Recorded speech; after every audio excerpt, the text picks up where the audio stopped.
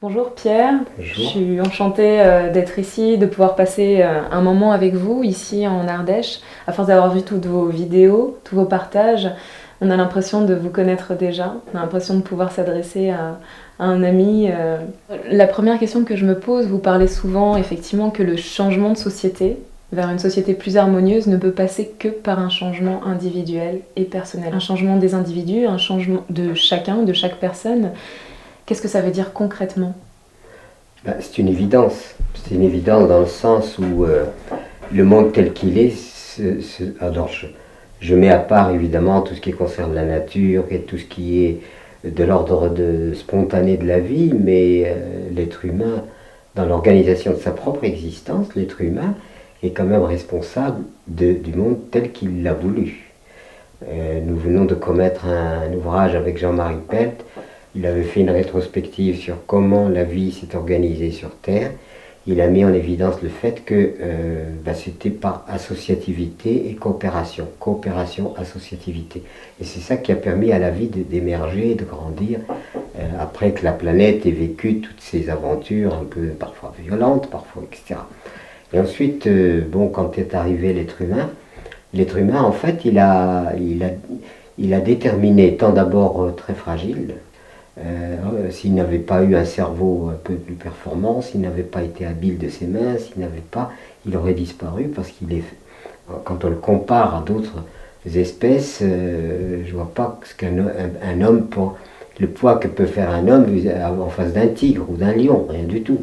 Donc il a développé cette capacité de survie par son aptitude.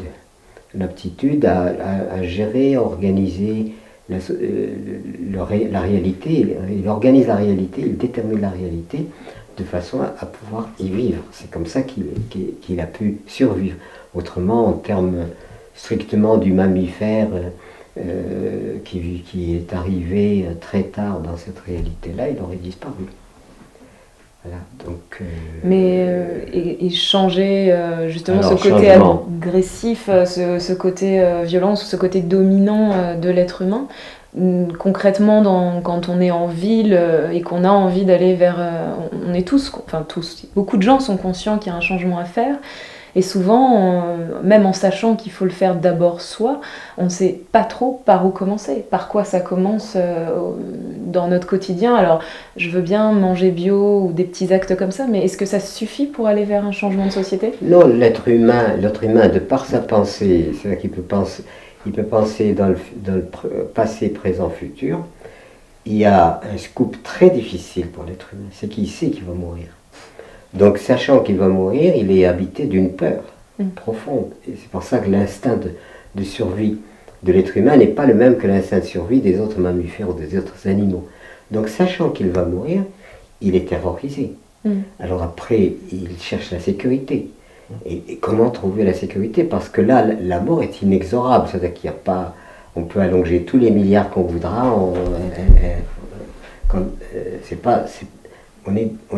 Nous sommes condamnés à mort. Bon, on peut dire ça. Et puis, à partir de là, cette terreur amène à dire, y a-t-il une possibilité d'exorciser cette peur ?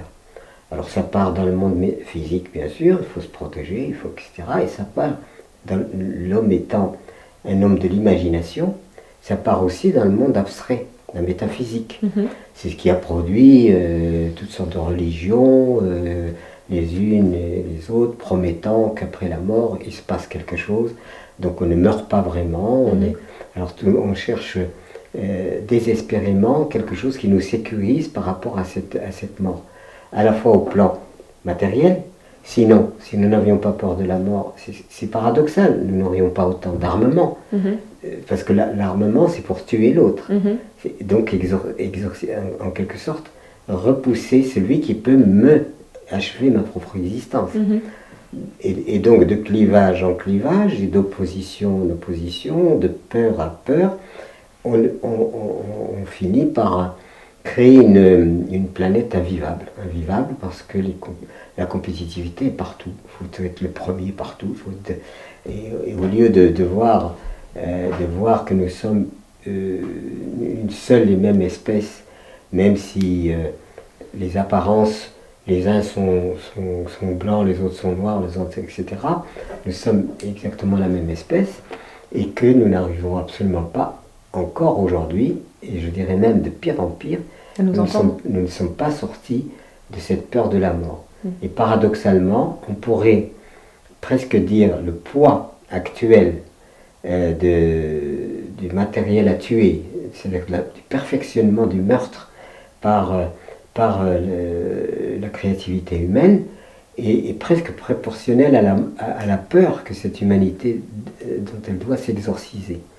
Et c'est cet exorcisme qui est difficile, et au lieu de l'exorciser par, au contraire, se tendre la main, etc., ben on met des frontières.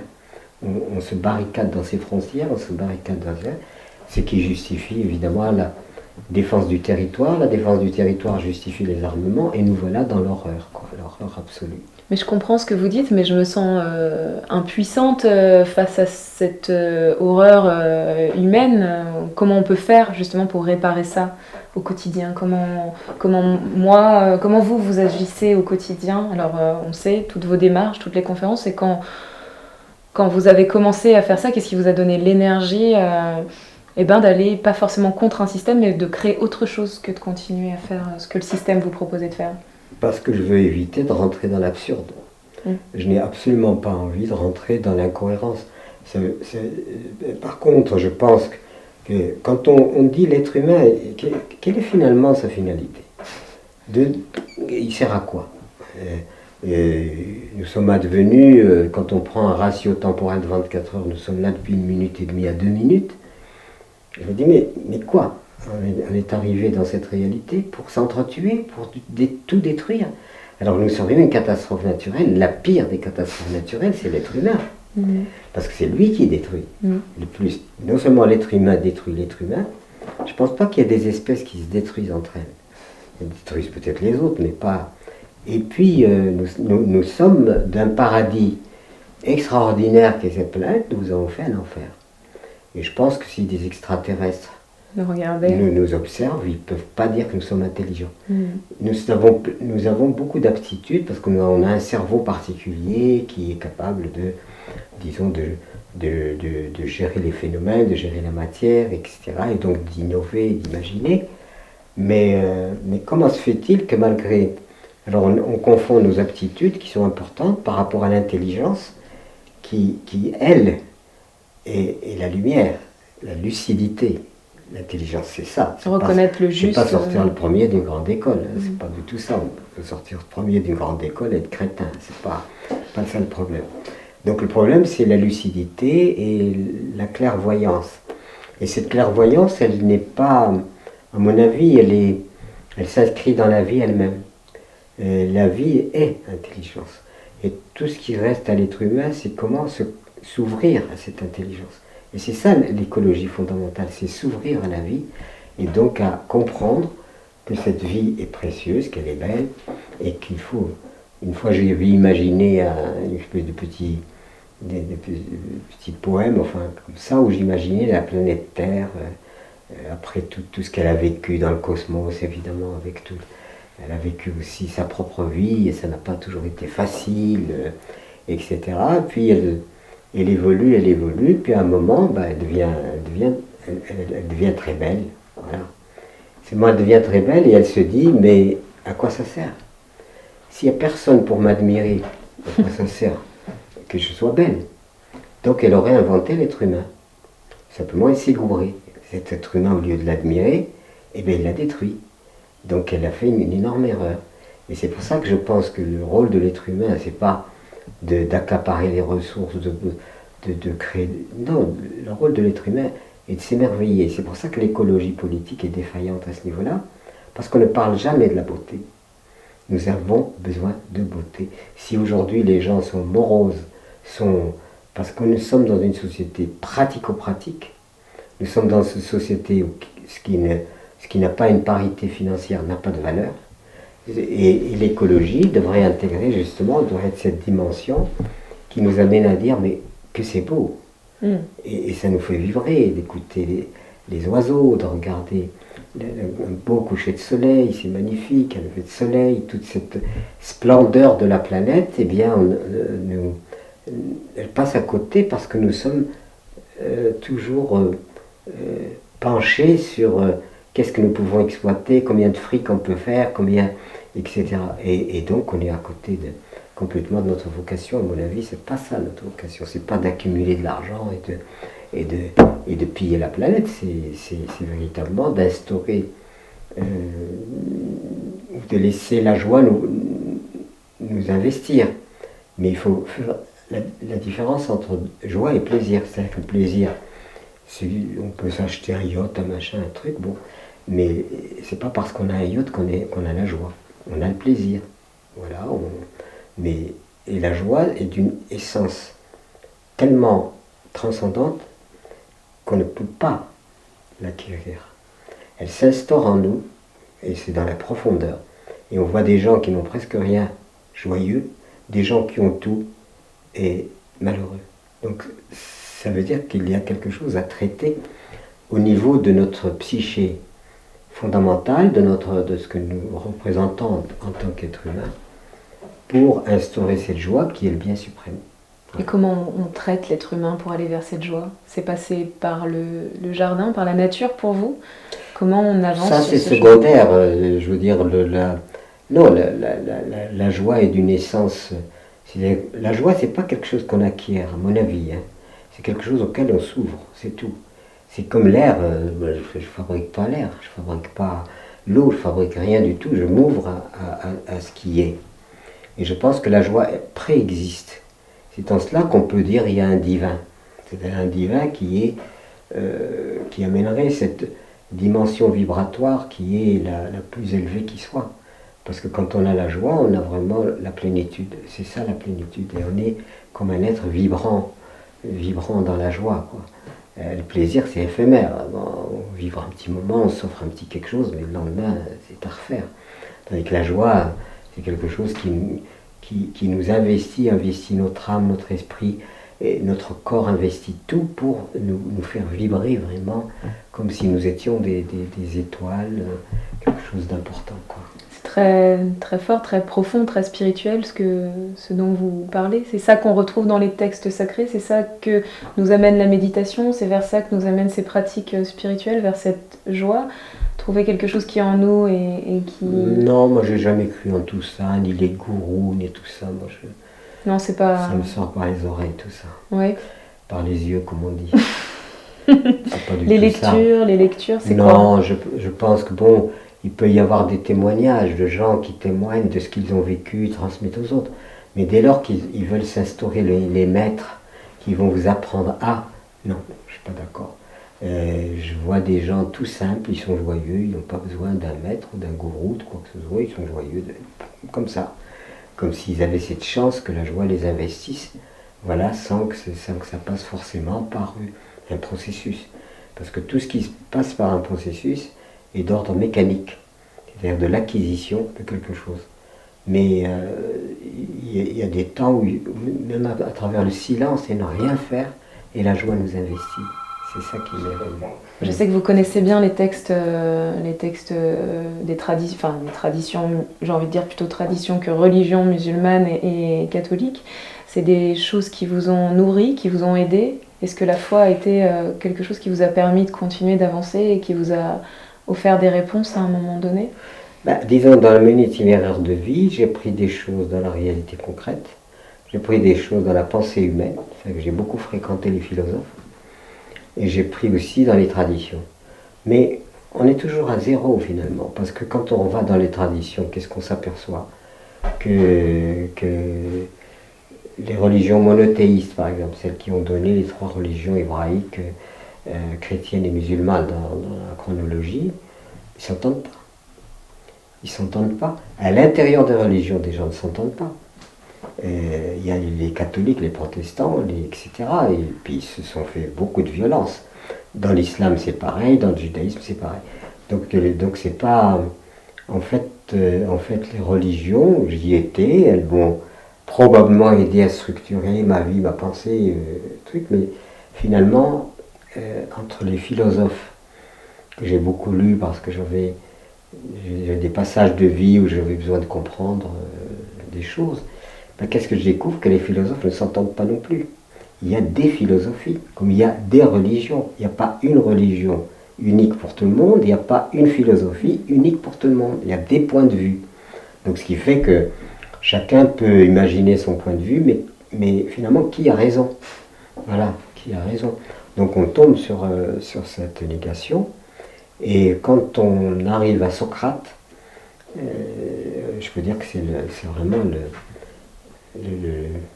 pour moi le plus grand, c'est Socrate. Et pourquoi il est grand? Parce que lui, il a dit, tout ce que je sais, c'est que je ne sais rien. Et c'est ça la vérité absolue. Personne ne peut nier. Qu'est-ce que nous savons? Nous savons quoi? Pas grand-chose. Est-ce que j'ai demandé à un être? On me dit oui, oui, à quel moment? Alors j'étais en état d'ébriété quand j'ai demandé à un être. Donc vous voyez, c'est toutes ces tentatives de clarifier la vie ne font que l'embrouiller encore plus. Et on constate que les religions ne s'entendent pas, etc. Mais par contre, quand on revient à l'évangile, c'est-à-dire ce qu'on appelle le Christ, lui, ne parle que d'amour. Il dit que la plus grande puissance, la seule puissance capable de changer le monde, c'est l'amour. C'est la seule énergie, à condition que cet amour ne soit pas non plus n'importe quoi. Parce que quelquefois on commence à je t'aimerai jusqu'à la fin de mes jours, et puis ça finit au tribunal qui garde les enfants. Enfin, je fais du réalisme, je fais pas de l'humour avec ça. C'est trop tragique pour en faire de l'humour, mais c'est la réalité. Elle est comme ça. Si on a aimé, on a aimé. On ne peut pas aimer et détester, aimer et rejeter. L'amour ne peut pas rejeter. Mais c'est tout le paradoxe de l'être humain aujourd'hui.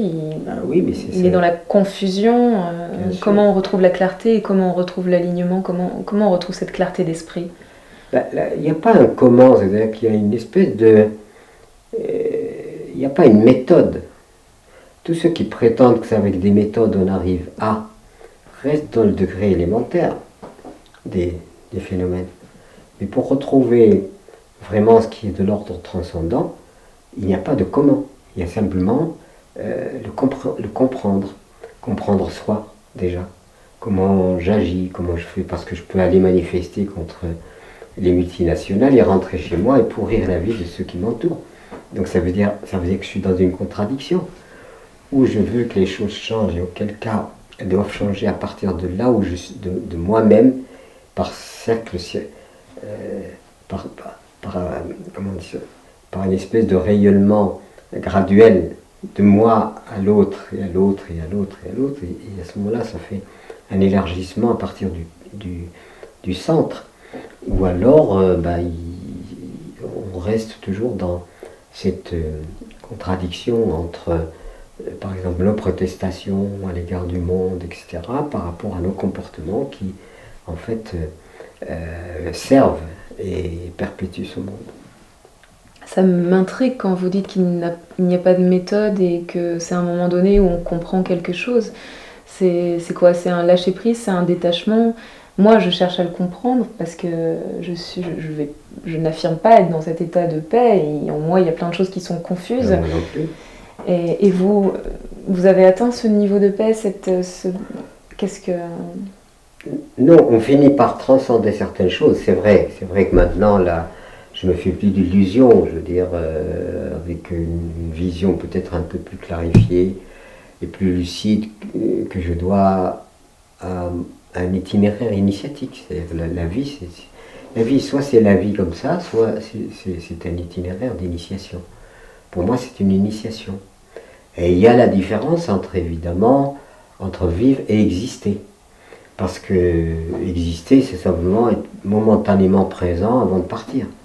Mais vivre, c'est autre chose. Vivre, c'est-à-dire qu'on est partie prenante d'un réel ou d'une réalité dont on fait le chemin d'éclaircissement, c'est-à-dire qui nous clarifie à nous-mêmes.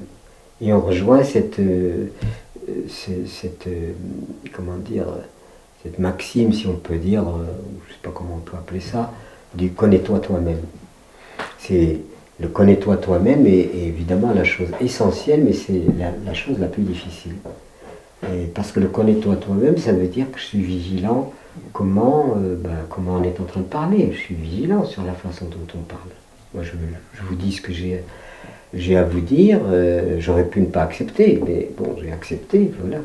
Et puis, finalement, c'est dans l'activité présente et vivante que se situent les choses. Parce qu'autrement, le passé, c'est le passé. Alors, on ressasse le passé beaucoup. On remue le passé, on est toujours en train d'exhumer des vieilles histoires, des vieux trucs, des vieux contentieux, des souvenirs, des nostalgies, des machins et des trucs, et ça remue tout le temps, alors que le passé est mort. Il est passé, dans la réalité, il n'existe pas. Ou alors on est projeté vers le futur, soit positivement, soit négativement. Soit on se réjouit du futur, soit on redoute le futur. La plupart du temps, on le redoute, parce qu'on n'a pas envie de tomber dans des catastrophes ou des choses qui nous arriveraient, etc. Alors, les deux, le passé et le futur, sont des éléments inexistants. L'un n'existe pas parce qu'il est passé, l'autre n'existe pas parce qu'il n'est pas encore advenu. Donc reste quoi? Reste le présent. Et c'est dans le présent actif que nous avons, que la réalité s'inscrit. Parce que dans le présent actif, je peux décider, je peux faire quelque chose. J'ai encore les moyens de faire quelque chose dans le présent, mais je ne peux plus rien faire pour le passé.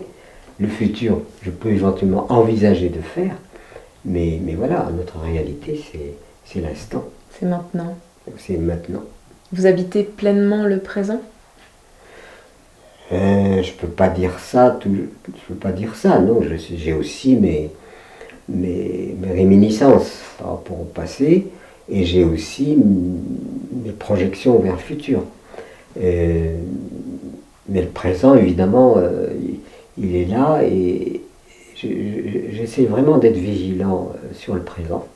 Ça ne veut pas dire qu'on réussit tout le temps, mais il faut réitérer, refaire, et petit à petit, on dit, mais finalement, voilà, c'est seulement le présent qui a une réalité. Et à ce moment-là, il m'arrive effectivement d'être parfaitement adapté dans cette posture-là. Cette posture de détente et de relâchement? Ça peut être ça, ça peut être... C'est simplement la vigilance, c'est-à-dire que c'est en fait la perception très pure que le présent, c'est là où je peux agir. C'est là où je peux agir. Et c'est là que doit intervenir l'amour, doit intervenir toutes les choses positives, ou négatives d'ailleurs. C'est-à-dire que ça peut être source de conflit, de dissension, ça peut être au contraire source d'amour et de bienveillance. C'est après ma posture qui décide.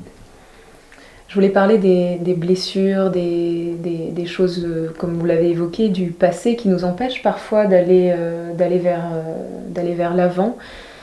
Est-ce que vous avez guéri une grande part de vos blessures? On connaît votre parcours qui est incroyable, qui est très fort. Et voilà, quand on vous voit, on vous sent vraiment apaisé. Et ça donne, je pense, beaucoup d'espoir pour des gens qui vivent ce genre de blessures. Est-ce que vous vous sentez justement, oui, en paix par rapport à tout ça? Est-ce qu'on peut utiliser d'ailleurs ces blessures comme des ressources? C'est pas des ressources, mais c'est des expériences. C'est-à-dire que le chemin de la vie, c'est un chemin, soit on dit, bon, on fait un chemin en attendant de mourir. C'est ce que je trouve dans la modernité d'assez terrible. C'est-à-dire qu'en fait, on fait carrière. Moi, c'est ce qui a fait que j'ai refusé ce mode d'existence, parce que en fait, j'étais à Paris et puis il fallait que je gagne ma vie. Et pour gagner ma vie, ce qu'on me demandait, c'est de troquer mon existence contre un salaire. Bon. Vous donnez votre vie et on vous donne un salaire. Voilà. Et puis en attendant la retraite.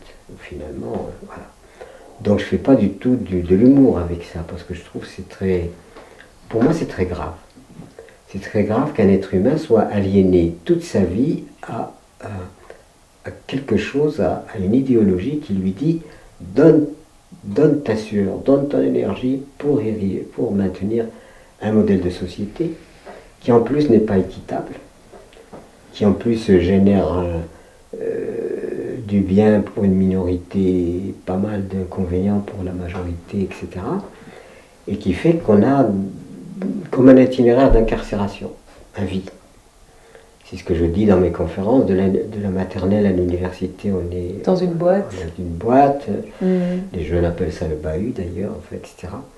Et on travaille dans des grandes boîtes, des petites boîtes, etc. On va s'amuser en boîte, on y va dans sa caisse. Et on finit dans la dernière boîte. Etc.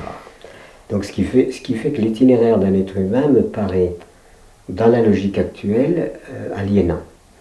Et cette concentration urbaine qui fait que les êtres humains sont hors sol et sont loin de la réalité vivante. Et eh bien, je trouve que c'est une énorme frustration, frustration parce qu'en fait, nous sommes faits aussi pour goûter la vie dans sa beauté. C'est pour ça que nous sommes installés ici. Et moi, je me considère, l'autre fois, je disais à un journaliste que je me considérais comme milliardaire. Il dit, oui, regardez le paysage, il est magnifique. Moi, je me réveille dans le silence, je me réveille dans l'air pur, je me réveille dans la nature. Quand j'ouvre ma fenêtre, c'est un émerveillement. Donc, je jouis de privilèges extraordinaires. J'aime mieux ça que d'ouvrir ma fenêtre et de regarder le mur d'en face, quoi. C'est pas...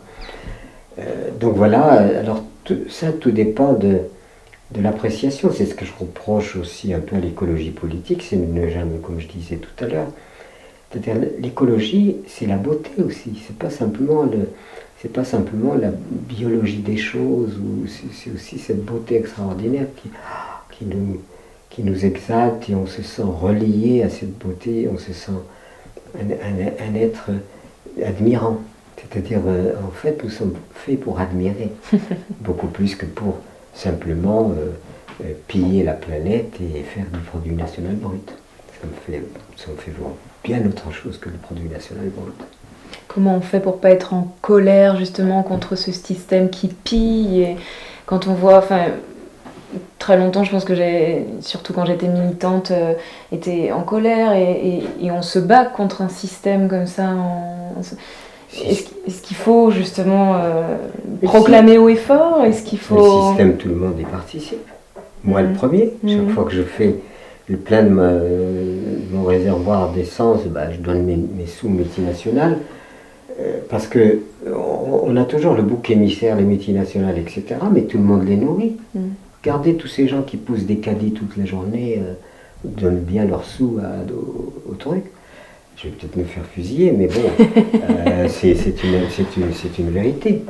Donc je ne me sens pas complètement exempt, je me sens complice malgré moi d'un système que je ne peux pas, dans lequel je ne peux pas vivre autrement, à moins de se retirer complètement.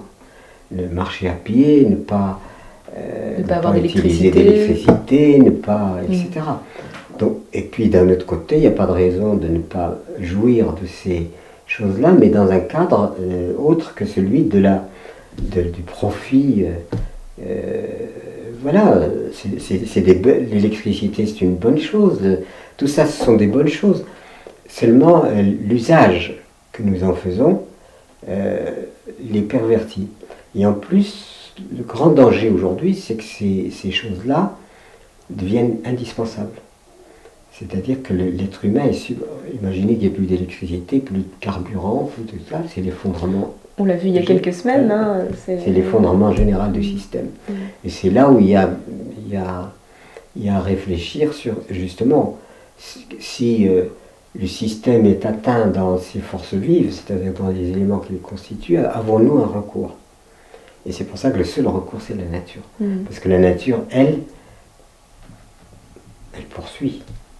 Elle n'a pas besoin.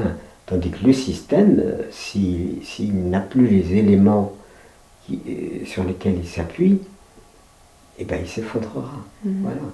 D'ailleurs, même ici, nous, on est resté 13 ans sans électricité. On est resté 7-8 ans avec très peu d'eau, etc. Et nous avons donc vécu cela. Pourquoi? Parce qu'on a préféré finalement avoir un beau paysage. Même malgré le fait qu'il n'y avait pas d'électricité, ça n'a pas pesé lourd dans notre choix. Ce qui a pesé lourd dans notre choix, c'est d'être dans un lieu qui est beau. Et la beauté, c'est extraordinaire. c'est le plus grand luxe qui soit, c'est la beauté de la nature, hein, c'est pas les diamants. Et donc c'est pour ça que ce privilège de vivre comme ça dans la nature, et pour moi c'est ça la vraie richesse. C'est une invitation à tous les citadins qui veulent partir et qui ont envie de changer de vie. C'est une invitation à partir justement, à les... Les gens font ce qu'ils veulent. Moi, je ne fais que témoigner de votre propre... Mais je ne donne aucune leçon à personne. Les gens veulent partir, ils partent. Ils ne veulent pas partir, et ils ne partent pas. Mais vous le voyez comme une solution, c'est-à-dire que si on se réapproprie les campagnes, si on se réapproprie tout cet espace qui est vide, en fait, qui a été complètement vidé puisque les gens sont dans les villes aujourd'hui, est-ce que si on réhabite le territoire différemment, ça pourrait être une solution pour notre système, pour pas forcément le contrer, mais pour recréer autre chose en parallèle de ce système qui va déclinant? Il faut savoir où se trouve ce qui est important par rapport à ce qui ne l'est pas. Quand en ville, les gens n'ont plus rien à bouffer, ils pensent au cousin à la campagne. Et le cousin, pauvre type qui n'a pas réussi. C'est le pauvre bouseux, le cutéreux, enfin, on l'a affublé. Sauf que c'est lui qui tient la vie. Je ne parle pas de l'exploitant agricole. Parce que l'exploitant agricole, malheureusement, moi je ne les juge pas, mais je pense qu'ils sont victimes. Ils sont plutôt victimes. C'est pas bien qu'ils traitent la nature de cette façon. Voilà. Donc, où se trouve la source de la vie? Elle est bien à la terre, elle est bien à la vie. C'est là que se trouve la source de la vie. Donc maintenant, après cet épisode de hors-sol et de concentration urbaine, on va s'apercevoir que finalement, la logique urbaine, elle court à sa fin, puisque, bon, plus de travail, plus de ceci, tout cela, forcément, on va aboutir à faire des citoyens des orphelins d'un système qui ne peut plus les assumer.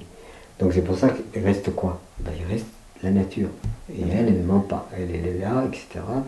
Et souvent les gens, je leur dis, mais cultivez votre jardin, c'est un acte politique, c'est un acte de résistance. C'est pas simplement cultiver un jardin.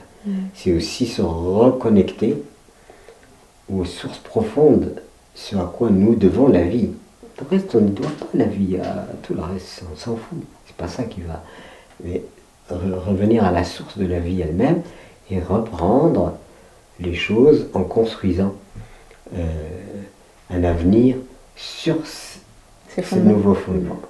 Parce que si on rentre sur les fondements éphémères d'un système qu'a produit la modernité ou tout ce que l'on veut, ce système est éphémère et mortel, c'est tout. Donc un jour, il y aura nécessité, pour survivre, de retourner au fondement de la vie. Combien de temps vous pensez que ça va encore tenir tel qu'il est, le système? On a l'impression que dans différentes branches, que ce soit dans l'éducation, que ce soit même au niveau de la médecine, de l'économie, des finances, ça commence à s'effriter. On a l'impression qu'il y a des zones de friction de plus en plus. Est-ce que pour vous, ça va tenir encore longtemps, encore 20, 30, 40 ans, ou on arrive au bout du... Non, je ne pense pas. Je pense que là, c'est comme tout écroulement, c'est-à-dire que ça commence par se fissurer et tout ça, et puis après, ça va très vite. C'est ça le danger, c'est-à-dire que si on dépasse un certain seuil et qu'on n'a pas anticipé dessus, après, il y aura l'effondrement risque d'être important et plus grave à réparer et à restaurer. C'est pour ça qu'il faut... L'effondrement est déjà en route. C'est pas pour demain. Mais il est temps d'intervenir pour le limiter, voire le stopper, parce que sinon, l'effondrement, de toute façon, il est là. Hein. Il y a des craquements partout. Oui, bien sûr. Ce qu'on entend par les craquements d'un édifice qui est en train de s'effondrer. Cela, c'est un fait aujourd'hui. Le problème, c'est d'anticiper et d'engager le plus vite possible le changement. Et ce que je trouve, c'est que ce changement, il est bien engagé par la société civile, par tout ce que imagine la société civile. Il y a beaucoup, beaucoup d'imagination. De gens qui imaginent notre façon de cultiver, notre façon de se nourrir, notre façon de faire l'éducation. Bien sûr. Donc la société civile est un très grand laboratoire où s'expérimentent les possibles pour le futur. C'est-à-dire que c'est un monde de l'utopie. Et l'utopie, on a assimilé à la chimère, alors que l'utopie, c'est au contraire la libération de l'imaginaire.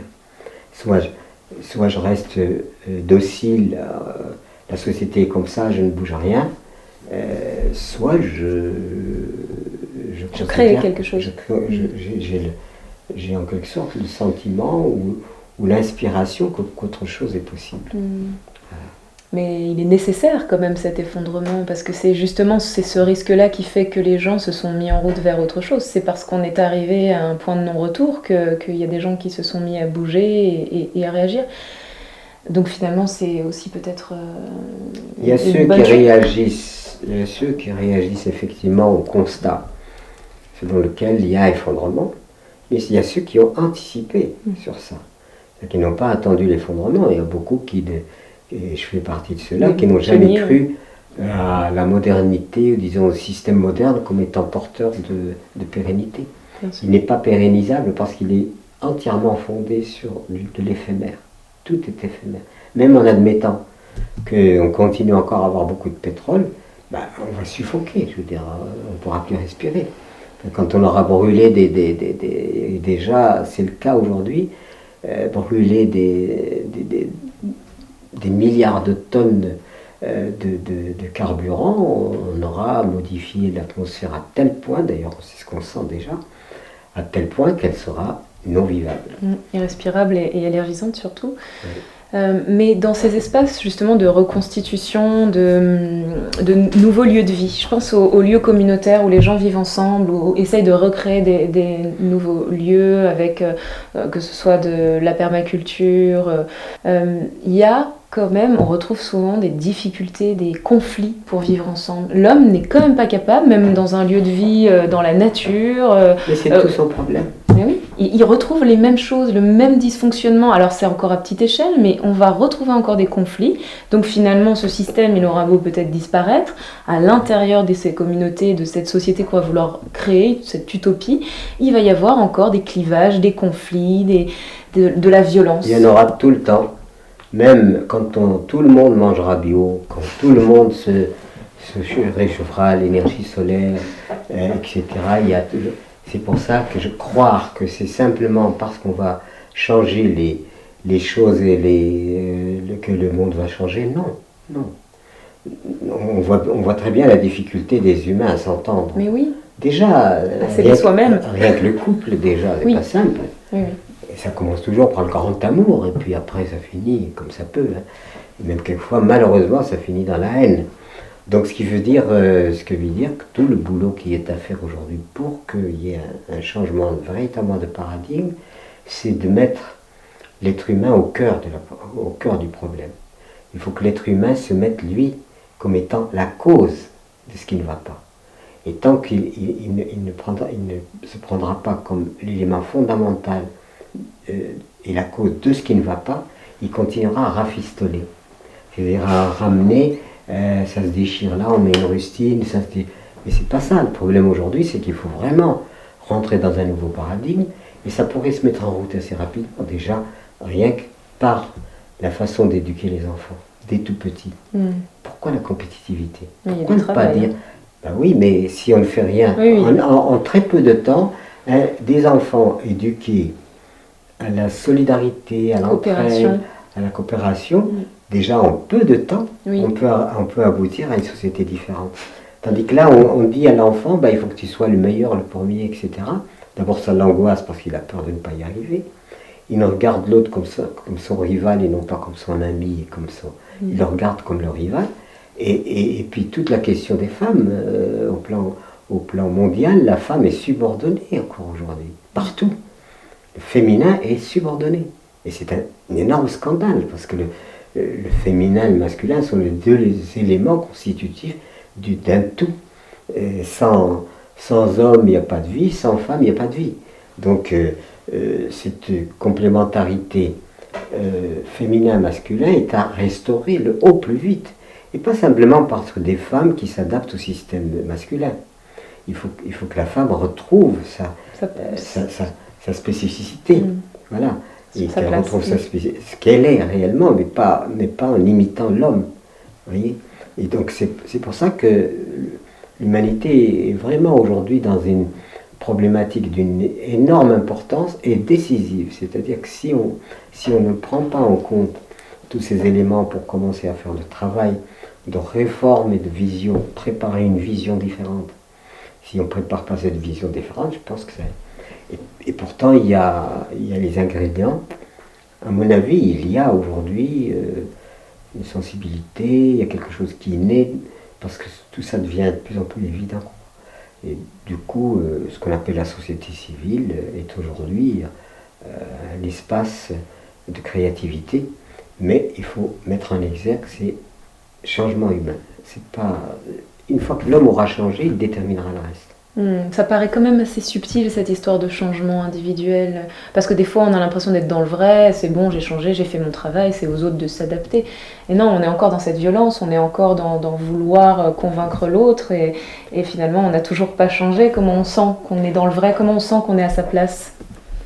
Non, c'est une question, c'est une objection pertinente dans le sens où, évidemment, chacun se crée sa vérité.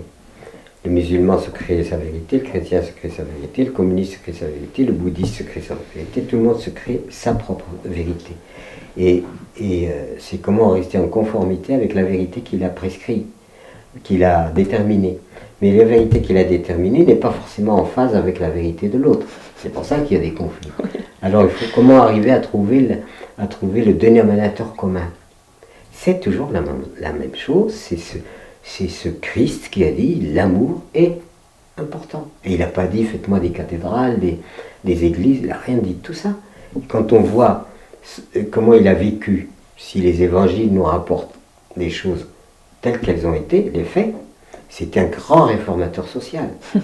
C'était pas simplement un prophète, c'était un très très grand réformateur social, parce qu'il n'a pas fait que jouer sur les valeurs abstraites, il a aussi participé à comment l'organisation matérielle de la vie doit se faire de façon à créer un monde propice à l'amour et à la compassion. Voilà. À partir de là, il n'y a que ça. Il y a la condition, évidemment, que ça ne soit pas encore bricolé. Il n'y a rien de plus bricolé que l'amour. Mais oui, et réapproprié, c'est-à-dire qu'on l'entend à toutes les sauces. Oui, mais il faut définir ce que c'est. Et tant qu'on n'a pas eu cette résonance en soi, que c'est transcendant, que c'est pas lié à l'être humain, l'amour est universel. Il préexiste pour moi, l'amour. Il préexiste à tout. C'est simplement comme la vérité, ou comme l'intelligence. C'est-à-dire que on ne fait pas de l'intelligence, on l'accueille, parce qu'elle préexiste de toute façon. Bien sûr. Voilà. Mais dans cet espace d'amour, on a quand même droit à être, par exemple, contre un système, ou de se dresser, et des fois c'est un acte de violence, du coup, qui se... Donc on est encore dans cet espace d'amour. Vous voyez, c'est là où c'est assez subtil de comprendre qu'on est juste à sa place, qu'on est dans cet espace d'amour, mais qu'on dit non, ou qu'on se révolte contre une situation qui n'est pas normale. Et on n'est pas dans, comme vous le dites, cet amour qui a été repris à toutes les sauces, et être gentil, être bon, être tolérant, c'est pas que ça, c'est aussi le guerrier. Le guerrier peut être aussi... Oui, si on est amené à s'insurger, c'est que quelque chose est contraire à ce que nous voulons. Donc ça préexiste. Et ce n'est pas les éléphants ou les girafes qui ont déterminé les choses, c'est bien des êtres humains. Et donc on est prisonnier de cette action-réaction en permanence, parce que des êtres humains prennent une décision, une posture, les autres ne sont pas d'accord, ils ripostent, et on n'en finit pas. Et c'est infini. On n'en finit pas, c'est pour ça que aujourd'hui le monde est dualiste en permanence, parce qu'il y a toujours un rejet ou une protestation contre une idée, une philosophie, une croyance, ou je ne sais quoi.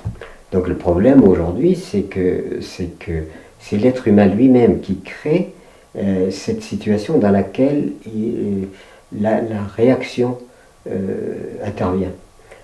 Mais s'il y avait amour, justice, bonté, mais pas dans le sens mièvre des Voilà. choses.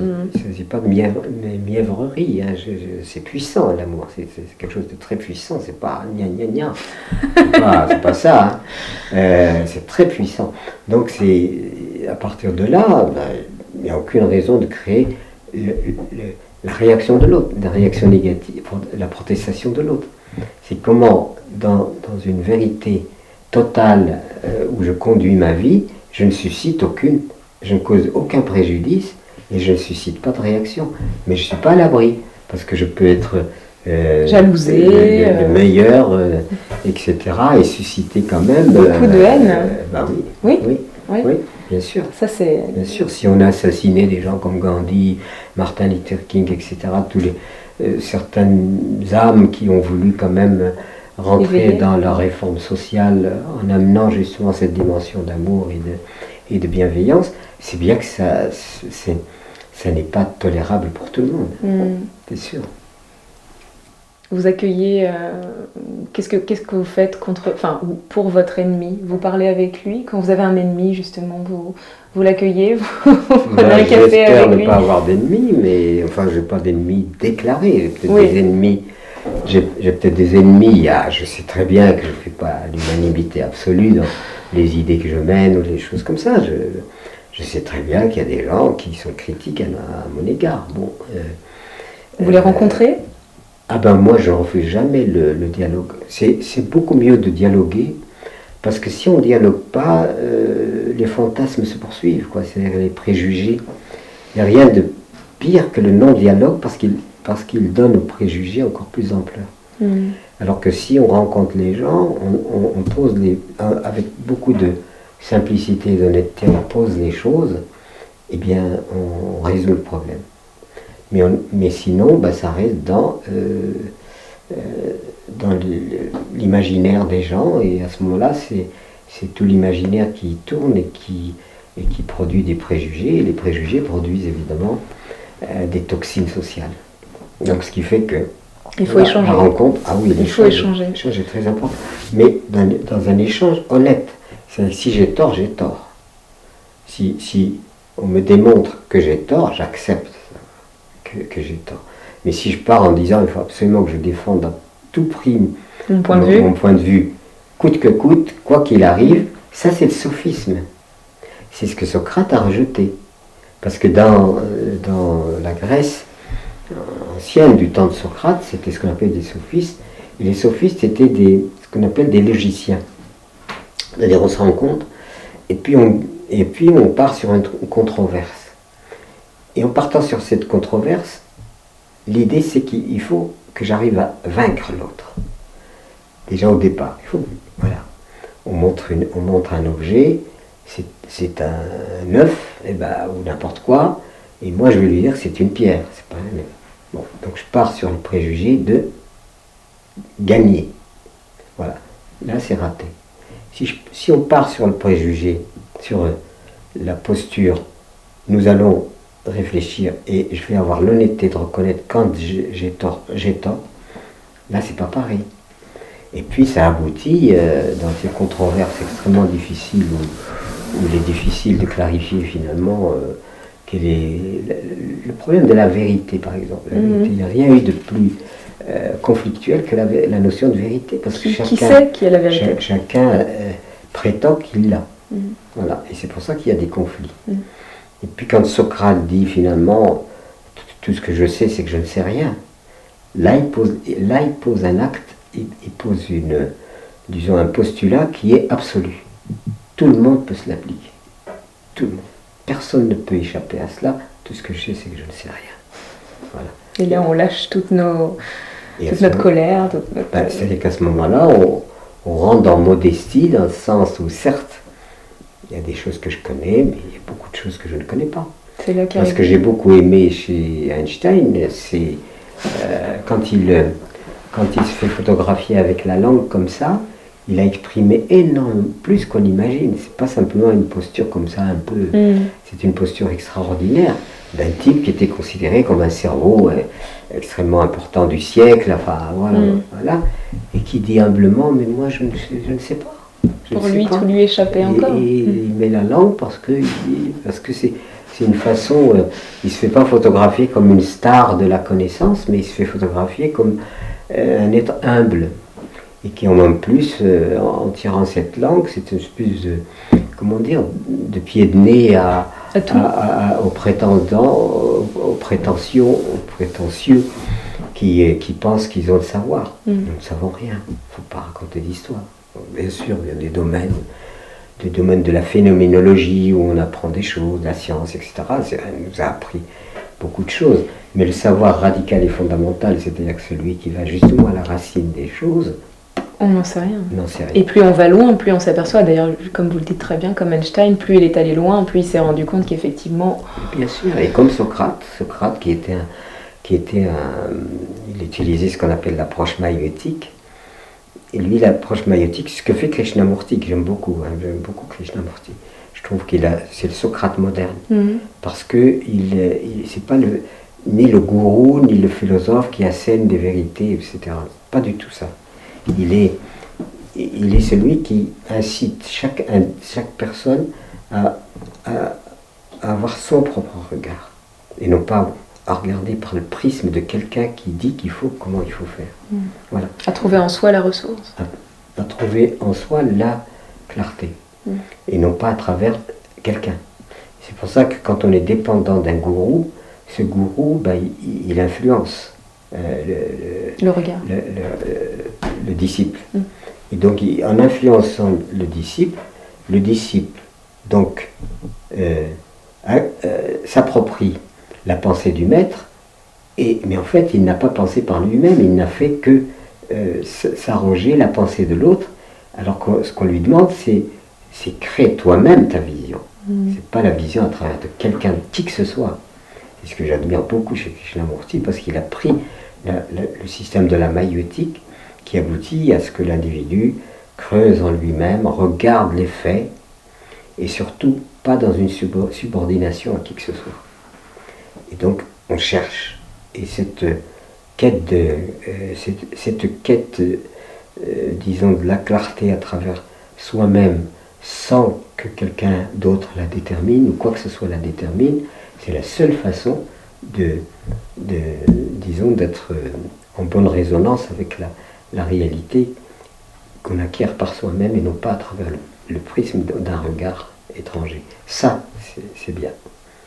Voilà. Et puis admettre que, là aussi, si j'ajoute Socrate, tout ce que je sais, c'est que je ne sais rien, et on ajoute le fait que le connais-toi toi-même est très important, mais encore faut-il mettre les méthodologies du connais-toi toi-même qui soient très sans aucune dérogation à quoi que ce soit, c'est-à-dire qu'on ne rentre pas dans le soufisme, et bien à ce moment-là, on dit sophisme, pas le soufisme, sophisme, et bien à ce moment-là, évidemment l'individu est libre. Je suis totalement libre parce que ma connaissance, je la dois à moi-même, à ma propre observation. Donc j'ai expérimenté et observé, et là j'intègre ce que j'ai acquis par moi-même, et non pas ce que j'ai acquis par les directives de quelqu'un d'autre. Et là se trouve peut-être la sagesse que chacun recherche à son niveau, puisqu'en fait finalement on a tous cette sagesse en nous, il faut juste la retrouver. Le terme sagesse m'a toujours un peu ennuyé, parce que je ne sais pas trop qu'est-ce que ça veut dire. C'est trop connoté. Qu'est-ce que ça veut dire, sagesse, je sais pas. C'est encore quelque chose, moi on me dit je suis un sage, j'aime pas du tout ça. Oui, c'est vrai qu'on vous l'attribue beaucoup. Non, mais je n'aime pas du tout. J'aime pas du tout parce qu'en fait, j'ai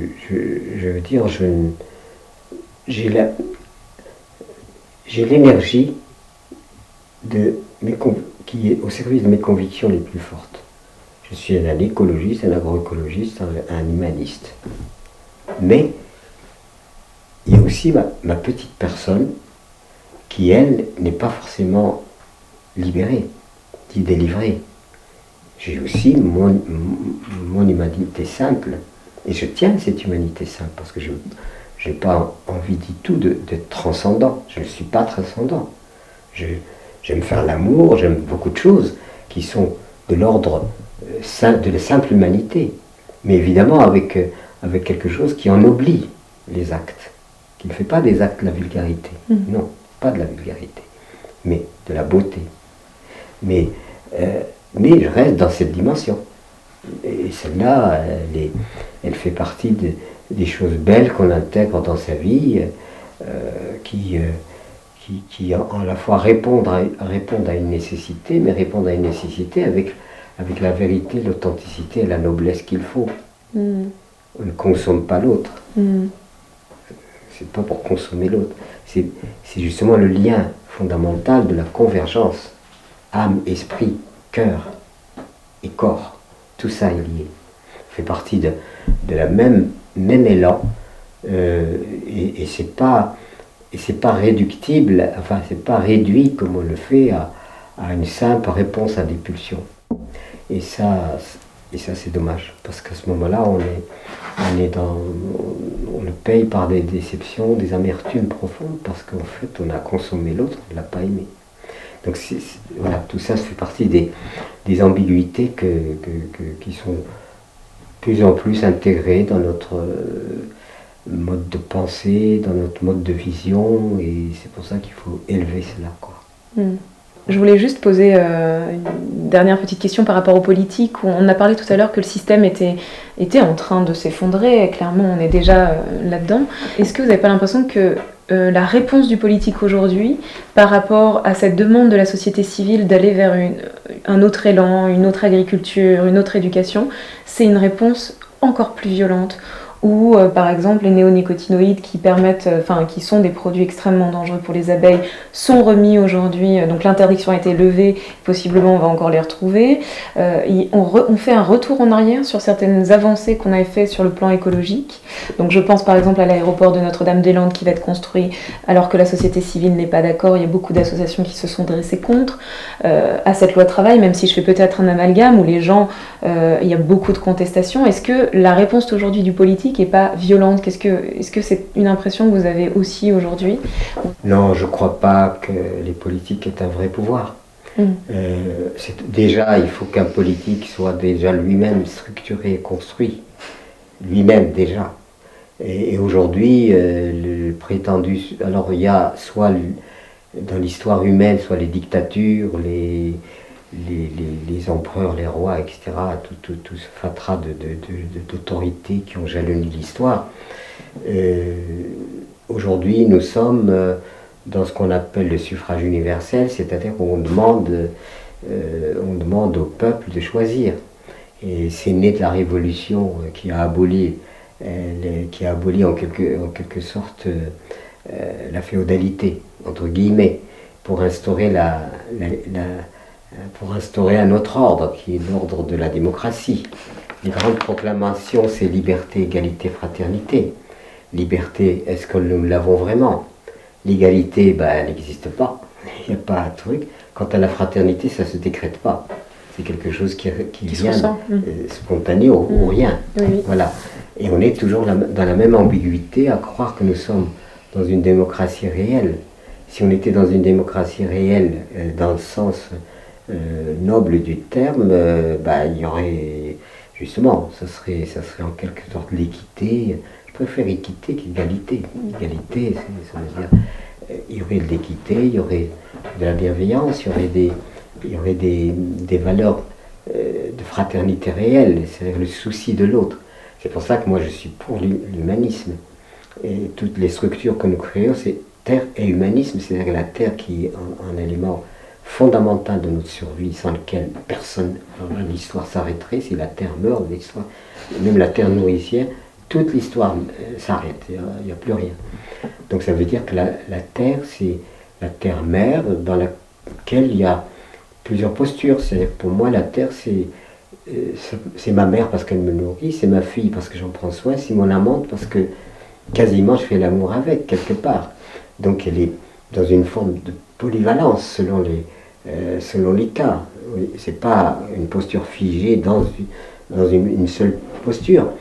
Et aujourd'hui, on se rend bien compte que, les politiques, la politique, alors je ne juge pas les politiques parce que je ne suis pas dans leur conscience, c'est à eux à voir quand ils se regardent dans une glace, ils sont dans l'authenticité ou ils sont dans leur narcissisme et leur goût du pouvoir, qui est d'ailleurs issu de la peur aussi, comme tout le reste, ou alors des honnêtes gens. Il faut lire par exemple l'empereur Marc Aurèle, qui était un empereur qui était plein de vertus, et comment il a essayé d'introduire dans la politique la vertu, pas seulement le pouvoir, la vertu. Et l'empereur, il a fait trembler le monde, il faisait partie des gens, voilà.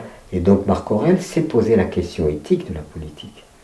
Et aujourd'hui, on ne se pose plus la question éthique de la politique. On fait de la politique parce qu'il faut absolument gagner les élections. Voilà. Et donc, ça tourne au racolage, comment séduire les autres pour qu'ils viennent vous amener leur suffrage.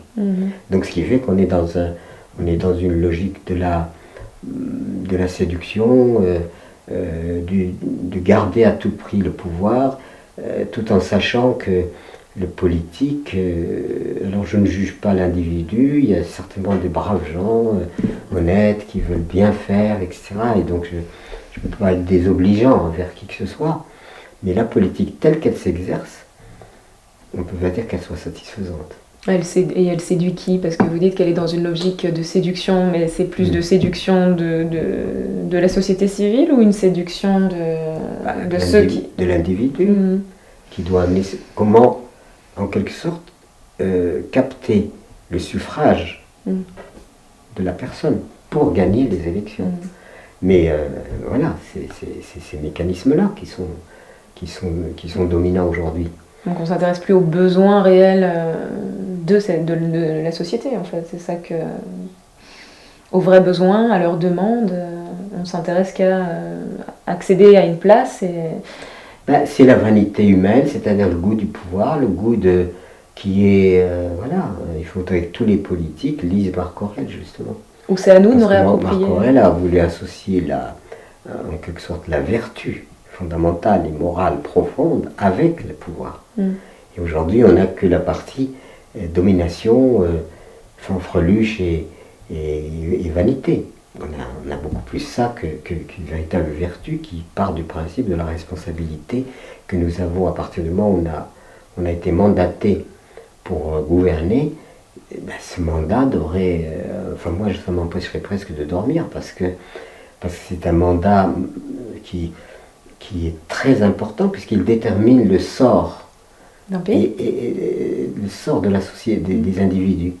En déterminant le sort, il devient extrêmement grave. Et donc cette gravité devrait nous amener à comprendre que c'est une mission, et presque une mission sacrée, la politique. C'est pas simplement organiser ou régenter la société. C'est plus que ça. Parce qu'on a les responsabilités d'un tas d'âmes, on a la responsabilité de l'évolution de l'histoire, on a la responsabilité des décisions.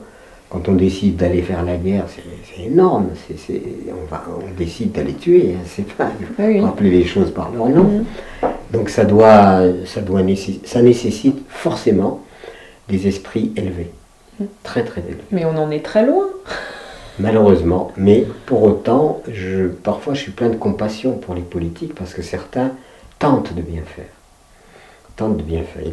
faire, mais le contexte général, qu'il soit national ou international, politique, géopolitique, tous les enjeux aujourd'hui sont planétarisés. C'est-à-dire qu'on ne peut plus vivre comme avant, disons circonscrit dans son territoire politique. La politique aujourd'hui, elle est planétaire. Regardez les impacts entre les... Il y a longtemps que l'enjeu Est-Ouest, il y a l'enjeu de soi-disant libéralisme avec le communisme. Donc tout ça clive la société et émiette la société. Alors que l'intelligence voudrait maintenant que nous arrivions à cette convergence des consciences, cette vraie convergence des consciences qui prennent en compte le fait que nous avons à construire ensemble notre avenir et notre destin. Mais encore faut-il le faire sur des bases qui soient des bases réalistes. Parce que quand j'ai écrit, j'étais dans la décroissance, etc., je trouvais que c'était un petit peu rugueux comme approche. Et puis, j'ai écrit vers la sobriété heureuse.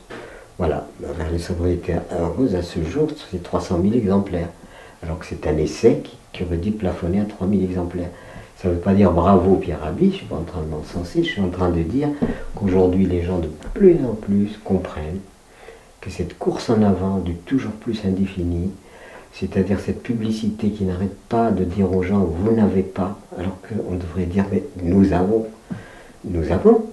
Si j'ai à manger, si je suis vêtu, si j'ai un toit sur ma tête et je suis soigné, ben j'ai. Par contre, le superflu est sans limite. Donc après, pour faire du profit, on sort de la nécessité pour rentrer dans le superflu. Et le superflu représente aujourd'hui, paraît-il, 30 ou 40% de l'énergie et des matières dédiées uniquement à des choses qui n'ont pas beaucoup de valeur, et dont on peut parfaitement se passer. Mais cependant, ça épuise les ressources. C'est-à-dire le superflu épuise les ressources, et épuise les ressources au détriment de ceux qui n'ont pas. Voilà. C'est-à-dire, c'est 30 ou 40%. Même plus peut-être. Même peut-être plus. De superflu, de choses sans utilité, devrait permettre de secourir ceux qui n'ont rien. C'est ça, s'il y avait une humanité évoluée. Moi je dis toujours, l'humanitaire, je suis très... Sceptique non, c'est-à-dire que bon, je peux être reconnaissant à des gens qui font les choses parce qu'ils essayent de compenser les déficiences du système par l'humanitaire. Quelquefois même c'est assez hypocrite parce qu'on prend aux populations toutes les ressources qui nous arrangent avec leur chef d'État corrompu, et en attendant, et on leur renvoie, on va à leur secours. Non, l'humanisme devrait éradiquer l'humanitaire. Oui. L'humanitaire n'existe que par manque d'humanisme. S'il y avait de l'humanisme, personne ne manquerait de l'essentiel. Voilà. Donc tout ça fait partie en quelque sorte de ce qu'on pourrait appeler la perception et la vision globale qui devrait pouvoir nous amener, si nous voulons survivre, à nous caler et à nous harmoniser avec cette perception qui est l'amour, la générosité, le partage, l'équité, toutes ces valeurs dont on ricane parce qu'aujourd'hui les gens sont tellement à côté de la plaque qu'ils ne comprennent pas qu'on ne fait pas de l'esthétisme avec tout ça, on fait du réalisme avec tout ça. Si ça c'est pas instauré, l'humanité va vers son extinction. Parce qu'en plus elle malmène la vie à laquelle elle doit la vie.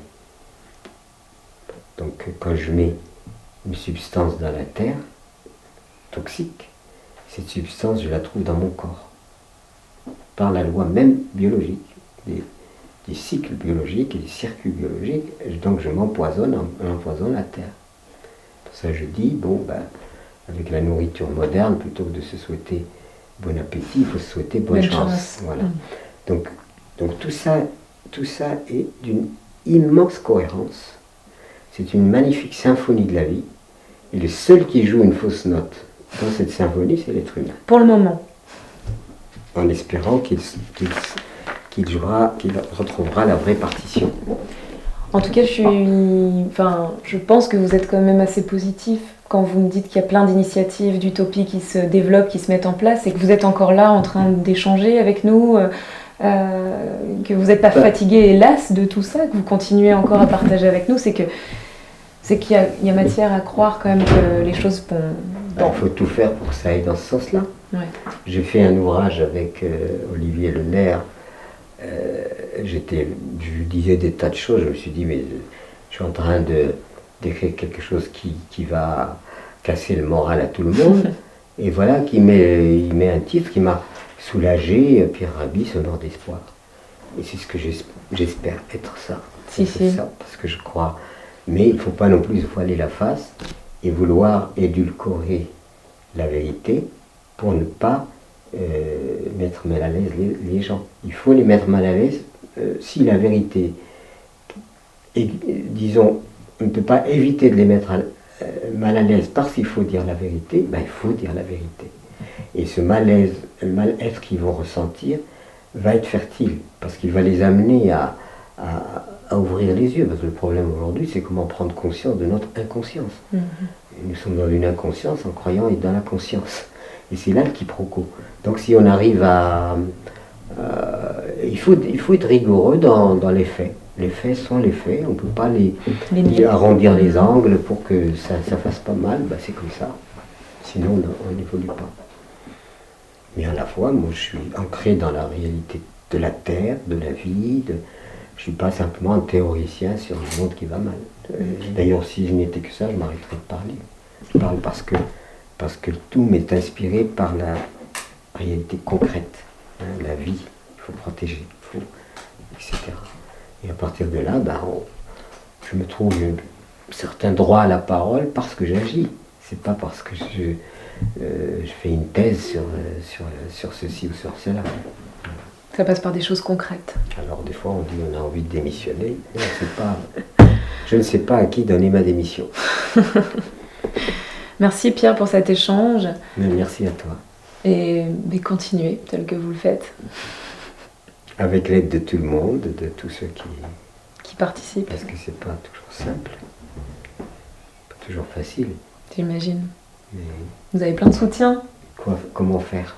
Il faut bien qu'on continue. D'autant plus que maintenant on enregistre quand même une évolution positive. Évolution positive, c'est-à-dire que c'est comme si on passait sur le bon versant de l'histoire. C'est-à-dire après toutes ces expériences de turpitude, des choses compliquées, de violence et de machin et de trucs, il semblerait quand même qu'il y ait une frange de l'humanité qui s'élève. Dans la bonne direction. Voilà, une élévation. Et donc il faut être présent à ça. Pour faire ce qu'on peut, sans se prendre non plus. Faire sérieux sans se prendre au sérieux. Garder le sens de l'humour. Et puis faire ce que l'on peut et Dieu fera le reste.